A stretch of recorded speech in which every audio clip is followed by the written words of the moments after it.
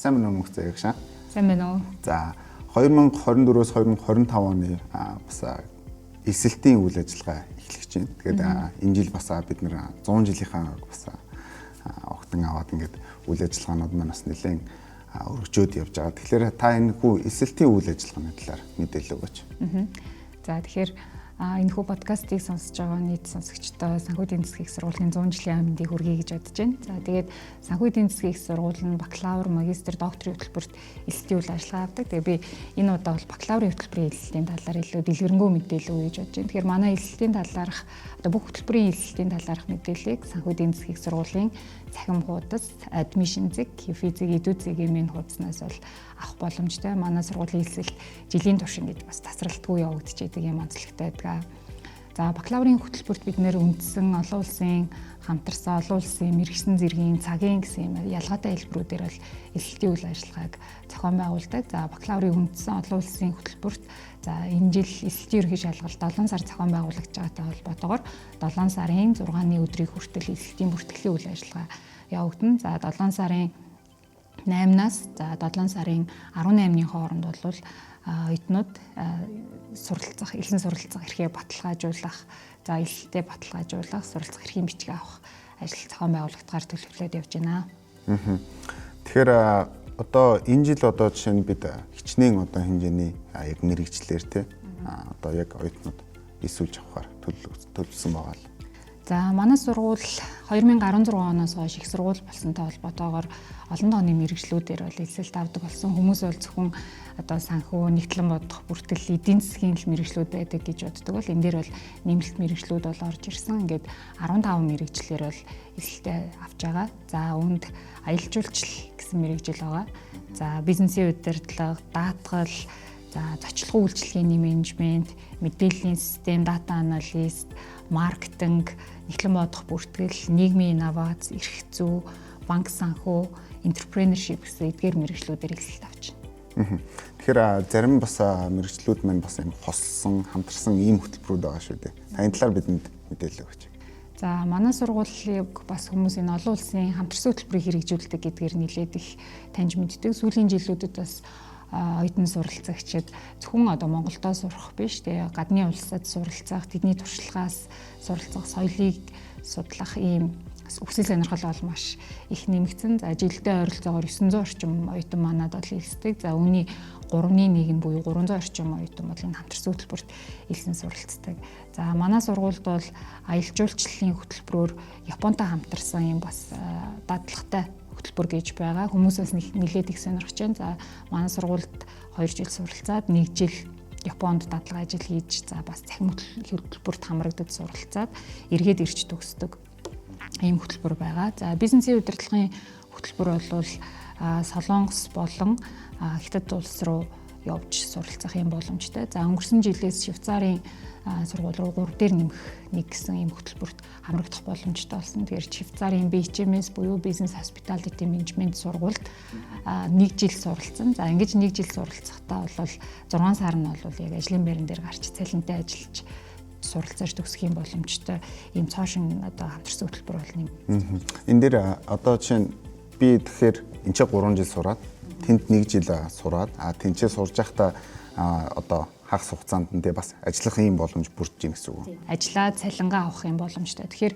ер нь бол сүүлийн үед дээд боловсрал дээр энэ ажлын байранд зориулсан сургалт гэдэг зүйл нэлээд их давмгаалаад байна. Яг ажлын байран дээр гараад тэр шаардж байгаа ур чадварыг нь тэр хүн танхимд биш ажлын байран дээрээ очиж хийж үзэж за давхар багш нараас менторудаас зөвлөгөө авч суралцдаг ийм хэлбэр нэлээдгүй давмгаалж байгаа. Тэгэхээр энэ Швейцарын сургууль бол тэр боломжийг нийлүүлэх болгодог. За тэгээд энэ дээр бол бас хэлний мэдлэг нь тэр оюутны хувьд яг ажиллаж байгаа учраас илүү дээшлэх. За тэгээд амжилттай сураад төгссөн тохиолдолд үргэлжлүүлж ажиллах бас энэ боломжийг бол энэ хөтөлбөр бол олгодог юм давуу талтай. За өөр хамтарсан хөтөлбөрийн хувьд бол манай дээр зочлохын үйлчилгээний менежмент гэсэн хөтөлбөр байдаг. За энэ хөтөлбөрийг бол хүмүүс яг нөө зочид буудалд ажилладаг хүн гэж бол ойлгодог. Гэхдээ энэ зөвхөн зочид буудалд ажиллах биш бүх байгууллага үйлчилгээ үзүүлдэг. Тэгэхээр тэр үйлчилгээг яаж зохион байгуулах вэ? Ивентийг яаж зохион байгуулах вэ?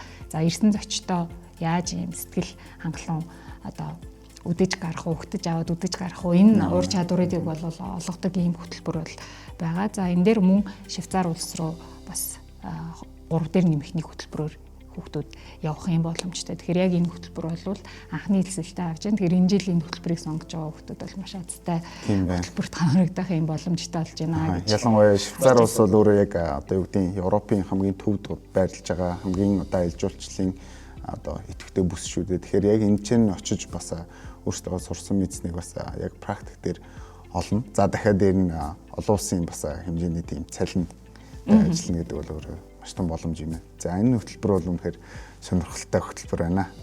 За энэ дээр бас суралцж исэн оюутнуудтай бид хэд өмнө бол уулзж исэн Монголоос өмнө явж исэн юм билээ. Тэд нар бол тэнцээ 1-р курсээсээ яваад тэгээд суралцж байгаа. Одоо бол манайхаас явж байгаа хүмүүс бол ихэнх хугацаагаа харьцангуй бага төлбөрөөр Монголд сураад цаашаа явж байгаа гэсэн. Тэгээд хэрвээ хэлний мэдлэг нь хүрэх юм бол заавал Швейцарт ажиллахгүй, Америкт ажиллаж болно, Японд ажиллаж болно. Тэгээд дэлхийн аль ч улсад ажиллах боломжийг бол энэ хөтөлбөр гаргаж өгч байгаа. Тэгэхээр зочлох болон бизнесийн удирдлага хөтөлбөрүүд бол энэ хөтөлбөрийг бол хэрэгжүүлж байна. За сүүлийн үед бас их тренд болоод байгаа нэг мэргэжил бол энэ мэдээллийн системийн менежментийн хөтөлбөр байна.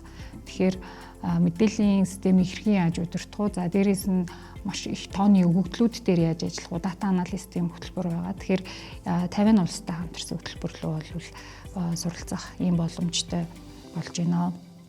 За маркетингийн хөтөлбөр гэж байгаа. За маркетингийн хөтөлбөрийн хувьд бол Солонгос улсын Солбриж болон Хандун гэсэн 2 сургуультай бид нар хамтын ажиллагаатай. Тэгэхээр тэдгээр улсууд руу 2 дээр нэмэх 2 хөтөлбөрөөр явна. За энэ хөтөлбөрийн онцлог нь болохоор англи хэл дээр сургалтын зохион байгуулагддаг гэдгээр онцлогтой. За ихэнх Солонгосын сургуулиуд бол солонгос хэл дээр хичээлээ заадаг. За эдгээр хөтөлбөрүүд нь бол англи хэл дээр буюу дэлхийн түвшинд ашиглагддаг англи хэлнийхээ мэдлэгийг бол өндөр болгох, бас солонгосын соёлоос суралцах энэ боломжийг олгодог. Багш энэ дээр нэг асуулт асуухад одоо жишээ нь тэгвэл бид нар Монголдоо сурж авах хугацаанд хичээлүүдээ бид нар англиар аваад за магадгүй тэнцэнэ очиж үргэлжлүүлээд явах ийм боломж байгаа юм.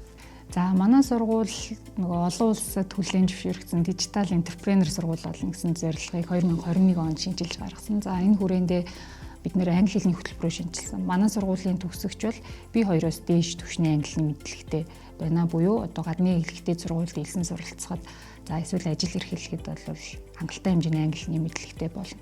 За хоёрдугаарт нь хамтарсан хөтөлбөрийн оюутнууд бол нийтдээ хамгийн багадаа 14 хичээлийг одоо мэргэжлийн суурь хичээлийг англи хэлнээс бусад гэсэн үг тийм мэргэжлийн тийм суурь хичээлийг бол англи хэл дээр сонгож судалж байгаа. Тэгэхээр энэ бол шууд гадны улсад англи хэл дээр хичээл үзэх биш. Энд чинь англи хэл дээр хичээлээ үзээд хэлний бэлтгэлээ хангаад тэгээд цаашаа явах боломжтой. Тэгэхээр бидний энэ хамтын ажиллагаатай сургуулиуд нь оюутан өөрөө хүсэлт гаргаад суралцсанараа юугаараа ялгаатай гэдэг вэ гэхээр манай оюутнуудад тэтгэлэг санал болгодог.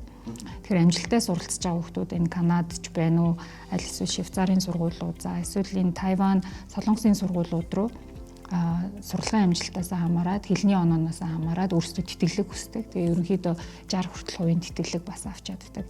Тэгэхээр энэ нь бол манай сургуультай хамтын ажиллагаатай сургуульд сурсных нь давуу тал нь оюутандаа ингэж очдог. Одоо тэгэхээр бүр илүү сонирхолтой болж байна л да надад.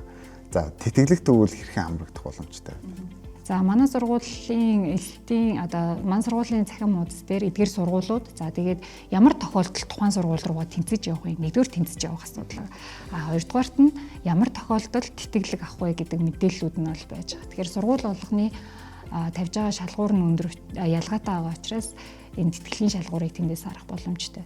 За ер нь бол хамгийн наад захын шалгуур үзүүлэлт бол нэгдүгээрт нь англи хэлний мэдлэг байдаг. За хоёрдугаарт нь сурлагын амжилт энэчээ сурж явах хугацаанд голчтон хэд байх вэ? Ер нь бол жил болгон эдгээр сургуулиуд квот тогтоодог. Тэгэхээр хамгийн өндөр голчтой нь л ийшээ тэтгэлэг авах юм боломжтой. Тэгэхээр гадны энэ хамтарсан хөтөлбөр сурж байгаа оюутнууд бол нэгдүгээр курсээсээ хичээл сурлагатаа маш их анхаарат зөвхөн тэтгэлэгтэйгээр энэ ийшээ явна гэсэн зорилго тавиад оюутнууд бас тэтгэлэг авч байгаа бол харагддаг. Сая тэгэхэд Канадын Далхаусын их сургуультай манайх бас хамтарсан хөтөлбөртэй эхний төгсөлт нь гарлаа. Тэгэхээр эдгээр оюутнууд маань бол 50 хүртэл хувийн тэтгэлэгтэй суралцсан. За тэгээд суралцаж төгсөхдөө магистр руу бас тэтгэлэгтэй хэсгийн урилга авсан юм байна штэ. Тэгэхээр ер нь бол оюутан өөрийгөө дайчлан суралцах юм бол өндөр төлбөрөөс олж чөлөөлөгдөх, за давхар ажил хийж төлбөрөө олохын боломжууд бол ер нь нээлттэй байдаг. Тийм байна. Одоо тэгэхээр дөнгөж яг ерөнхий боловсролынхаа сургуулийг төгсөж байгаа бас залуучууд маань үзэж байгаа. Тэгэхээр эдгээр залуучуудад магадгүй маш одоо урлаг спортын ч юм уу те ийм авьяастай хүүхдүүд байгаа л да. Тэгэхээр би бас өмнө нь сонсч байсан шилдэг элсэгч гэдэг бас нэг ойлголт байгаа тий. Тэгэхээр та шилдэг элсэгчийн талаар бидэнд хэлж өгөөч. За манай сургуулийн хувьд бид нэр хамгийн шилдэгүүдийг илсүүлэхийн бодлого барьдаг. За сурлагын амжилтаараа ч тэр тий бусад урлаг спортын амжилтаараа ч тэр хамгийн шилдэг тийм авиастнуудын төвлөрөл манай сургууль байна гэж бид нар өөрсдийгөө бол хардаг. Тэгэхээр шилдэг элсэгчийн тэтгэлэгт хамрагдах боломжтой 12 дугаар ангид төгсөж байгаа одоо сурагчид маань. За ямар тохиолдлууд вэ гэхээр одоо математик, англи хэл, физик, газар зүй, нийгэм гэдэг юм уу иймэрхүү олон улсын болон улсын ийм олимпиадууд байдаг. Эдгээр олимпиадуудад амжилттай оролцсон бол шилдэг элсэгчийн тэтгэлэгт хамрагдах боломжтой. Дараагийнх нь болохоор урлаг спортын амжилт гаргасан улсын хэмжээнд, за тэгээ олон улсын хэмжээнд. Тэгэхээр эдгээр хүүхдүүдэд ямар давуу тал үүсэх вэ гэхээр манай сургууль дөрөв хэлсэн 15 мэрэгжилтэй 900 орчим хүүхдийг бол авч байгаа. За анги болгонд тодорхой тооны лимитүүд байдаг. Тэгэхээр өндөр оноотой хүүхдүүд л нөгөө анги сонгоод яг миний хүссэн мэрэгжил байхгүй болчих юм магадлал бол байгаа гэсэн үг. Шилдэг элсэгчээр одоо элсэх хүсэлт гаргаж байгаа хүүхдүүд маань тэр нөгөө элсэлтийн жагсаалтаас өмнө мэрэгжлээ сонгочтой. Тэгэхээр өөрийнхөө дуртай ангид дуртай хөтөлбөртөө элсэх юм давуу талыг бол олгочтой учраас за энэ шилдэг элсэгчийн хүсэлт гаргах боломжтой. Тэгэхээр яаж хүсэлт гаргах вэ гэхээр нэгдүгээрт нь манай сургуулийн элсэлтийн журамтай танилцаараа элсэгчийн гарын авлага байгаа. Тэрэн дээр шалгуурууд бүх мэдээлэл нь байгаа. Хоёрдугаарт нь манай сургуулийн элсэлтийн цахим бүртгэлд бүртгэгдсэн байх хэвээр. За бүртгэгдээд тэгээд тийшээгээ бол хүсэлтээ илгээнэ. Тэгэхээр нөгөө 7 сарын 8-ны өдөр бол манай элсэлтийн үйл ажиллагаа ингээд эхнээсээ өндөр оноотой хүүхдүүд бол мэрэгжлээ сонгоод явна. Энэ хүүхдүүдийн бол өмнө нь шийдэгдээд аль мэрэгжлээр аль хөтөлбөрөөр сурах вэ гэдэг нь илүү тодорхой болсон байна гэсэн. За өшөө бас хүмүүсийн нэг сонирхдаг асуулт юу гэхээр шинэ элсэгчдэд зориулсан юм тэтгэлэг байд юм уу? За ер нь бол сургалтын төлбөр дээр хөнгөлөлт үзүүлдэг гэсэн иймэрхүү бас одоо мэдээллийг нэлээд авахыг хүсдэг. За сүүлийн 3 жилд манай сургууль шинэ элсэгчийн тэтгэлэг гэж зарлж байгаа. За энэ дээрээ бол ерөнхийдөө нийгэмдээ үр нөлөөтэй төслүүдийг санаачлаад хэрэгжүүлсэн одоо маш юм мундаг сурагчид одоо зөндөө байдаг болж. Тэгэхээр энэ хүүхдүүдийг те нийгмийн манлайл үзүүлж байгаа хүүхдүүдийг дэмжих зорилготой. Хоёрдугаарт нь бол сурлагын амжилт гаргадаг хэдий ч одоо арга гэрн бололцоогүй тодорхой юм зорилттой бүлгийн гэж бид нар нэрлэдэг байгаа. Тэгэхээр төлбөрийн чадвар бас харьцангуй доогуур байгаа айлын хүүхдүүдэд зориулсан бас ийм тэтгэлгийн боломжууд байгаа. Тэгэхээр энэ дөрвжийн нөгөө шилдэг элсэгчтэй адилхан манай сургуульд бүртгүүлсэн оюутнууд мэдээлэл аваад за заасан хугацаанд нь хүсэлтээ гаргахад бол бид нар шинэ элсэгчийн тэтгэлгийг бол санал болгож байгаа. Тэгэхээр зөвхөн одоо нэг удаадаа тэр бол зөвхөн нөгөө эхний жилийнхэн сургалтын төлбөр дээр бол бид нар хөнгөлөлт үзүүлдэг. За үүнээс цааш яах вэ гэдэг бас асуулт гарч ирж байна. Тэгэхээр манай сургуульд 2 улирал дараалан 3.2-оос дээш голчтой буюу амжилттай сурсан болвол захирлын нэрэмжит тэтгэлэгт хамрагддаг. За дээрээс нь байгууллагууд бас одоо хүний нөөцөө бүрдүүлэх эсвэл нийгмийн хариуцлагын хүрээнд бас байгууллагын нэрэмжит тэтгэлгийг бол нэлээд санал болгож байгаа. За мөн одоо Голомт банк ч гэдэг юм уу, Бадрасан гэдэг юм уу, им жил болгон тодорхой тооны тэтгэлгүүд зарладаг ийм байгууллагууд бол нэлээд байгаа. Тэгэхээр амжилттай суралцгал юм бол шинэ элсэгчийн тэтгэлэг, манай сургуулийн ректорийн нэрэмжит тэтгэлэг, за тэгээд байгууллагын тэтгэлгүүдэд хамрагдаад оюутнууд бол сургалтын төлбөрөөс чөлөөлөлтөд суралцах боломж нь бол бүр нээлттэй байна. Тийм байна. Сая би гаднаас орж ирж байхад нэг зүйл миний яг нүд туссан байхгүй. Тэр нь болохоор бакалавр 2.0 гэдэг. За би яг хөтөлбөр үүсэх бол ер нь яг юу вэ гэдгийг нь бол сайн мэдээгүй. Гэхдээ дээр нь байгаа зүйлсүүдийг хараад маш сонирхол татсан. Та бакалавр 2.0 гэж юу вэ талаар мэдээлэл өгөөч. За тэгэхээр дөрөв бас бид хоёр ярилцлагынхаа хэмдэрж байсан. Манай сургууль бол 100 жилийн түүхтэй ийм сургууль. За Галийн төр сургууль нэртэйгээр те одоо яг энэ Монгол улсад гайл дээр ажиллах, бүртгэл дээр ажиллах, сангийн яамны бүртгэл дээр ажиллах ийм хүмүүсийг бол бэлдэж гаргаж ирсэн ийм түүхтэй сургууль. За сургууль 2021 онд стратегийн зорилгоо шинжилсэнтэй холбоотой хөтөлбөртөө шинжилт хийсэн гэсэн. За одоо хүмүүсийн хувьд бас харьцангуй мэдээлэл бага байдаг. За санхүү бол санхүү эдийн засгийн хөтөлбөртөө тэр үгээрээ сургадаг ийм л сургууль гэж бодсон. Гэтэл тэр дээр бас өөрчлөлт шинжилтүүд илүү одоо оюутан залуучуудын эрэлт хэрэгцээнд тохирсон ийм сургалтын уяатан зохион байгуулалтууд бол одоо зах зээлээ дагаад бол хийгдэж байна. Тэгэхээр энэ бүх өөрчлөлтүүдийг бүгдийг нийлүүлээд манай хөтөлбөр шинжлэгдсэн шүү. Өмнөхөөрөө бас бити хүлээж аваарай. Шинэ ийм онцлог зүйлсүүд байгаа шүү гэдгийг таниулах зорилгоор хөтөлбөрийнхөө шинжилгээг 2.0 гэд нэрлэлсэн байна. Та 2.0 дээрээс яг одоо хамгийн одоо хүмүүсийн сонирхлыг татахаар тэтгэр зүйлсүүдийг хэлж өгч. За ер нь бол бакалавр 2.0-ын тийм олон зүйл бол байхгүй л те. Дотор нь 9 л ойлголтоо. За тэгээд бүгдээрээ ийм өөр өөрийн онцлог шинж чанартай. За хамгийн ихний нэг хүмүүсийн сонирхол татах зүйл нь хос хавсраг мэрэгжил гэсэн ойлголтоо. Ер нь бол дэлхийн нийтээр бизнесүүд үйл ажиллагаагаа амжилттай явуулахын тулд зөвхөн нэг хүн нэг мэрэгжилтэй байх нь хангалттай байна. Магадгүй хоёр мэрэгжилтэй байгаад нэг ажлын байран дээр хоёр хүний юм одоо ажлыг хийгээд илүү бүтээмжтэй ажиллах юм бол байгууллага талаасаа ч үр ашигтай нөгөө хүн талаасаа ч гэсэн цалин үйл хангамжийн хувьд хамаагүй өндөр баг. Яг тэгэхээр нөгөө ажлууд нь ийм одоо комплекс ур чадруудыг шаарддаг гэсэн үг. Тэгэхээр манайд сурж байгаа оюутнууд бол хоёр мэрэгжлэр, хос мэрэгжлэр суралцах боломжтой. За гадагшаа явж байгаа хүмүүс бол хоёр дээр нэмэх нь хоёрыг гадагшаа явчихж байгаа. За үлдчихэж байгаа хүмүүс яг гэхээр хоёр дипломтой төгсөж байна. За тэгэхээр энэ хоёр дипломтой төгсөх нь гэдэг нь тухайн хүмүүст богино хугацаанд бага зардлаар хоёр мэрэгжил эзэмших боломжийг олгочихж байгаа. Ер нь бол 2 дугаар курсээ төгсөөд хүүхдүүд өөрийнхөө нөгөө суралцах мэрэгжлийнхаа чиглэлийг ойлгочихж байгаа. Өшөө бас зах зээл дээр ямар эрэлт хэрэгцээ, юу тэр хүүхд сурчвал хэрэгтэй вэ гэдгийг бол ойлгоод авчиж байгаа. Магадгүй ялангуяа энэ нөгөө нэг IT-гаар сурж байгаа хүүхдүүд санхүүгийн мэдлэгтэй болмоор байна ч юм уу тий. Эсвэл юу гэдэг санхүүгээр сурж байгаа хүүхдүүд би хуулийн мэдлэгтэй болмоор байна гэх зэргээр нөгөө ажлын байрны онцлог хэрэгцээ шаардлага хүүхдүүд ойлгоод ирэхээр энэ хөтөлбөр рүү бол орох боломжтой. Хавсраг гэдэг нь бол 10 хичээл үзээд тусдаа диплом биш ийм хичээлүүд судалсан энэгээр мэргэсэн гэдгийг нотолж байна. Диплом гэдэг нь бол яг 2 бакалаврын диплом авнаа л гэсэн үг. Тийм байна.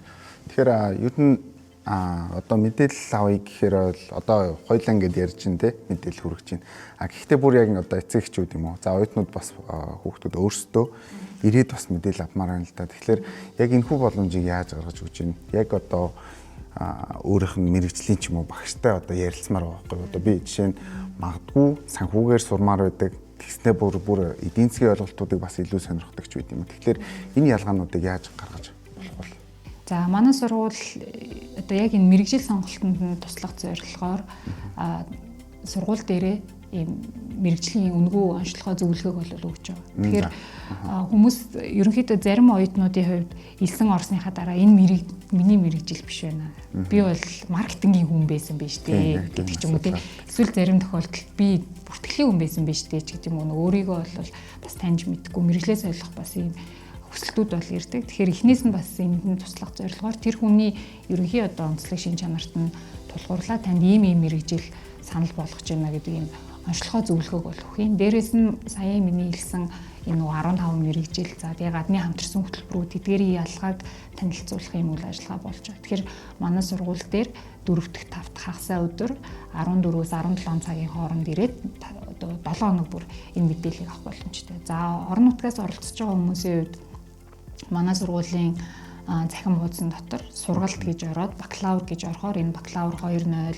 ямар мэрэгжлүүдийн за тэгээ тэр мэрэгжил нь юу үздیں хэдэн жил байдیں ямар төлбөртэй гэх энэ мэдээллүүдийг бол захин хуудсан одоо сургуулийн вебсайтаас авах боломжтой. За гэхдээ зарим хүмүүсийн хувьд нэг заавал асууж ижил тий яг тэр хүний амнаа сонсч иж бас итгэдэг ийм бас зүйлсүүд бол байдаг. Яг гарцаагүй ингэж баталж нотлох гоо. Тэгэхээр манай сургууль нээлттэй хаалганы өдрөлгийг бол зохион байгуулж байгаа. За 6 сарын 30 болон 7 сарын 6-ны өдрүүдэд нээлттэй хаалганы өдрөлийг зохион байгуулж. Тэгэхээр манай сургууль дээр нээлттэй хаалганы өдрөлөг дээр хурж ирээд за тэнд бол тухайн мэрэгчлэр суралцж байгаа оюутнууд за тухайн хөтөлбөрийг хэрэгжүүлдэг техникийн эрхлэгч нар, багш нар сууж идэг. Тэгэхээр яг тэр хүмүүсээс нэрийн ялгаануудыг бол асуудаг. Одоо хүмүүс ер нь бас зөвхөн нөгөө мэрэгжлийнх нь нэрийг харахаас гадна тэрэн дээр яг юу үздیں, ямар ур чадварыг би эзэмших вэ?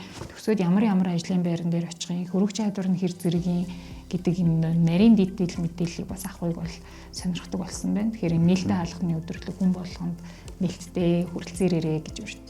Тийм байна. Энэ айгүй чухал л да тий. Одоо жишээ нь зарим тохиолдолд бол ийм асуудал үүсэж байгаа шүү дээ. Би яг өөрийнхөө юу хүсдгийг мэддэг. Тэгэхдээ миний хүсэж байгаа юм яг аль мэрэгжилд байгаа юм бэ гэдгийг мэдэхгүй асуудалтай аюул их гардаг те. Тэгэхээр за би одоо жишээ нь цаашдаа олон улсын одоо хөрөнгөний зах зээл дээр харилцаанд ордог хүн бол эсвэл би компаниудын хөрөнгөний үнэлгээ хийдэг хүн болооч гэдэг юм уу. Тэдгээр зүйлсээ хэлэхлээр одоо менторууд те багш нар нь за та иймэрхүү чиглэлээр сураад магадгүй энэ хоёр хос одоо мэрэгчлийг хамтдаа төгсөх ийм боломж байна шүү гэдгийг хэлж өгнө шүү дээ тий. За тэгэхээр нээлттэй хаалганы өдөр бол маш чухал байна. За миний анхаарлыг нэг татаад байгаа юм нөгөө онцлогоо гэдэг лээ. Тэгэхээр энэ онцлогоог бид нэр онлайнаар хийх боломж байна уу? Би одоо жишээ нь өөрөө ирэх боломжгүй байгаа үедээ ялангуяа хөдөө орон нутагт байгаа залуучууд маань өөрийнхөө онцлогоог хийлгээ. За би яг аль мэрэгжил рүү бас явуул боломжтой юм бэ гэдэг тийм одоо боломж нээлттэй. Боломж нээлттэй юу халтай юу гэж байна. За манад бол манай сургууль өөрсдөө ер нь бол бүх боломжийг бий болгодог газар гэж томьёолох дуртай. Тэгэхээр энэ боломж байгаа. За цахим цар тахлын үеэр бас бүх үйл ажиллагаа цахимаар явж исэн. Тэгэхээр эндээс бас бид хэд сургамж аваад UFI Connect гэдэг ийм цахим зөвлөх үйлчилгээ гэсэн ойлголт бол байгаа. Тэгэхээр цахим зөвлөх үйлчилгээний хувьар бол admission нэлээд цахим хуудас дээр гараад ирнэ. Тэгэхээр тэр онлайнаар байгаа тэр хугацаанууд дээр нь орж ирээд энэ мэдээллүүдийг яг танхимд ирээд авч байгаатай адилхан авах боломжтой. Магадгүй зарим тохиолдолд нөгөө төвжирлээс ч гэдэм үү болоод тэр өдрүүдэд бас ирэх боломжгүй болвол одоо Улаанбаатар хотод байсан ч гэсэн бид нэр цахимаар хоорондоо харилцаад мэдээлэл авах юм боломж бол нэлээд. Тэгэхээр UFI Connect онлайн офсыг бол бид нэр давхар ажилуулдаг. Тэгэхээр Zoom-ээр оролцоод энэ бүх мэдээллүүдээ авчих бүрэн боломж бол байгаа гэсэн үг. Тэгэхээр хүүхэд залуучуудын хувьд ер нь өөрсдийн бас цаашдаа амьдралынхаа хамгийн гол одоо хөшүүрэг болох тий мэрэгжил сонголтоо хийхэд нь бол маш их боломжууд нээлттэй байд юм байна. Тэгээд энэ талаар бас мэдээллүүдийг товчхон ч гэсэн бас та бидэнд хүргэсэн танд баярлалаа. Тэгээд хамгийн гол нь яг сонирхож байгаа хүмүүс байх юм бол аав ээжтэйгээ за магадгүй найз нөхдүүдээрээ ирээд хамтдаа яг энэ нээлттэй хаалганы өдөрт оролцоод мэдээллүүдийг илүү дэлгэрэнгүй аваад яг өөрийнхөө мэрэгжлийн одоо сонирхож байгаа мэрэгжлийн багш менторудаас бас зөвлөгөө аваарай гэж залуучуудтай хэлмээр байна. За баярлалаа. Та тэгээд яг одоо бидэнд бас өөр одоо ийм дутуу үлдсэн мэдээлэл байл сонирхуулаач. За сая манай сургууль дээр ирж авах одоо мэдээлэл ирж авах боломжтой гэж хэллээ. За хэрвээ хүсэлт гарвал бид нар бас очиод танилцуулах их боломжтой. За эсвэл бид нар бас цаг тохироод цахимаар мэдээлэх боломжтой гэж бол хэлмээр байна. За бид нар сая зарим хүмүүс мдээгүй гэж магадгүй хөдөө орон нутгүй эцэг их багш суралцагч нарт зориулаад аймаг-аймгаар нэм цахим мэдээлэл өгөх юм үйлдэлтүүдийг бол зохион байгуулсан. За тэгэхээр хэрвээ яг ийм мэдээллийг авахыг хүсэж байна гэх юм бол манай сургуулийн admission даавар зураас bachelor ETFIZ эдүүцэг юм гээд манай эрхлэлтийн мэйл хаяг байгаа. Энэ мэйл хаяг руу хүсэлт гаргаад за бид нэр тохирсон цагтаа тогтсон цагтаа тэр мэдээллүүдийг танхимаар эсвэл захимаар зохион байгуулад өгөх боломжтой. За бас 10 жилийн сургуулийн сурагчдыг бид нэр сургууль дээрээ урьж авчираад энэ мэдээллүүдийг бол өгсөн. Тэгээ саяхан ярьсан зүйлсийг дэлгэрүүлж тайлбарлаад хүүхдүүдийн асуултанд хариулахаар хүүхдүүдийн нүд бүр ингээд сэргээд ирж байгаа. Ямар ийм олон гоё боломжууд байд юм бэ гэд сурах итгэх нь бол тэр зааланд бол шууд л мэдрэгдэжсэн. Тэгэхээр хэрвээ хүсэлт гаргах юм бол заавал эдгээр өдрүүдийг хүлээхгүйгээр анги хамт олноороо сургуулаараа эсвэл найз нөхдөөрөөч байсан бол манай сургууль дээр ирэх цагаа товлоод бид нэр энэ танилцуулгуудаа зохион байгуулах боломжтой. Тэгээ түрүүний хэлсэн мэрэгжлийн онцлогоо зөвлөхөө гэдэг нь заавал манай сургуульд илсэх хүүхдүүдэд хамаатай биш. Манай сургуульд илсэхгүй ч байж болно. Магадгүй сонирхож байгаа мэрэгжил нь бид нар санал болгохгүй байж болно. Гэхдээ л онцлогоогоо хийж аваад ямар чиглэлээр энэ хүүхд сурвал илүү амжилттай вэ гэдэг зөвлөгөөгөө хурж ирээд авах ийм боломжтой гэдгийг нь бас давхар хэлмээр байна. За ингээд үдээ цаг зав зарцуулсан танд маш их баярлалаа. За оюутан залуучууд маань бас ирээд багш нараасаа мэдээллүүдээ аваарай гэж хүсье.